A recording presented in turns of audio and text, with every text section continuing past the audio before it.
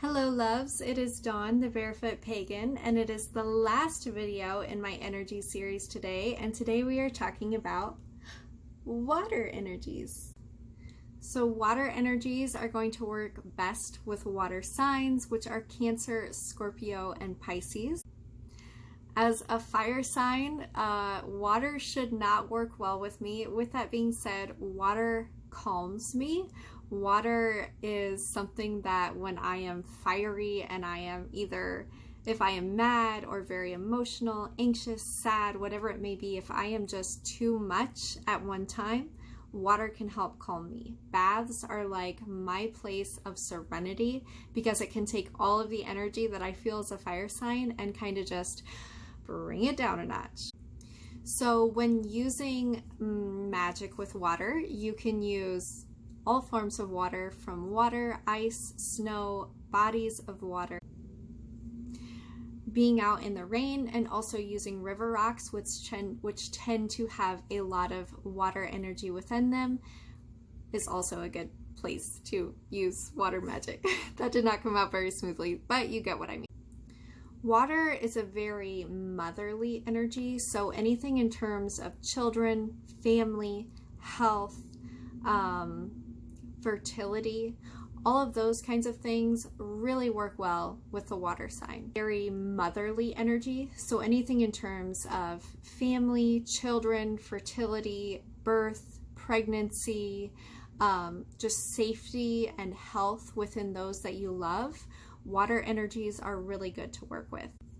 I would say out of all of the energies, water is the easiest to work with, and that's coming from someone who's a fire sign who is definitely like, it's the hardest for me as a fire sign to work with water energies. But water is just a very gentle energy. It's very kind, it's very forgiving, and it's willing to work with you. It's also the one that's probably most likely to bring you results, because typically when people are reaching out with water energy, they have good intentions. They have intentions of just love and goodness that they want within the world. Water is also just a very pure and even energy. Air is flowing. It can be up and down with how it comes to you.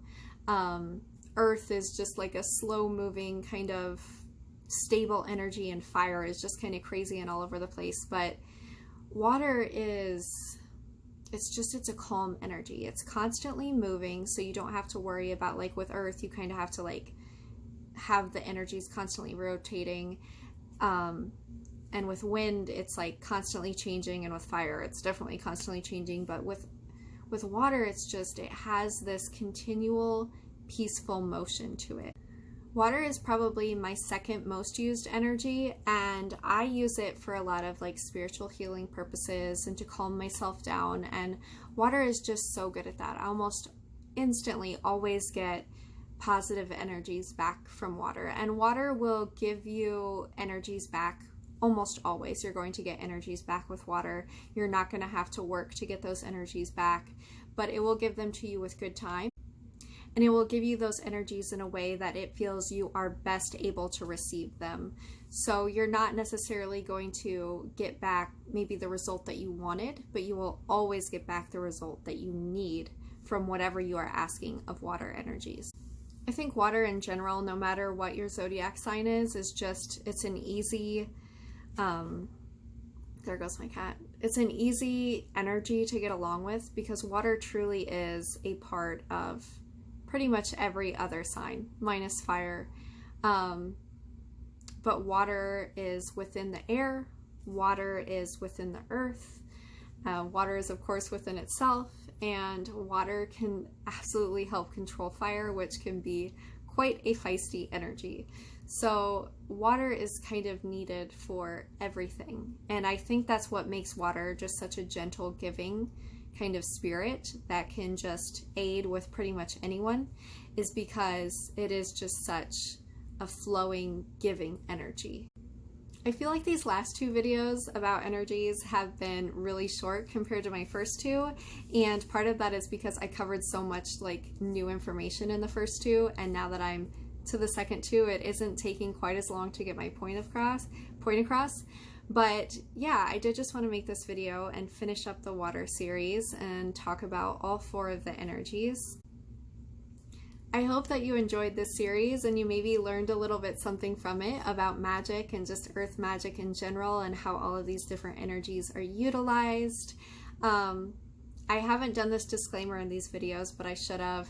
I am not trying to preach. I'm not trying to like persuade people that this is all true or real. This is just what I believe, and these are the things that I feel. I'm not trying to change anyone else's opinion or like make them practice magic or anything like that. It's just if you happen to be interested in it and it's something you want to learn about, then that's what this video is for. And if it's just a quirky girl on the internet talking about something that you think is nuts and you're listening to it for entertainment, that is fine as well. So as always, guys, thank you so much for watching, and I will be back with more videos about my neo-pagan lifestyle in the future.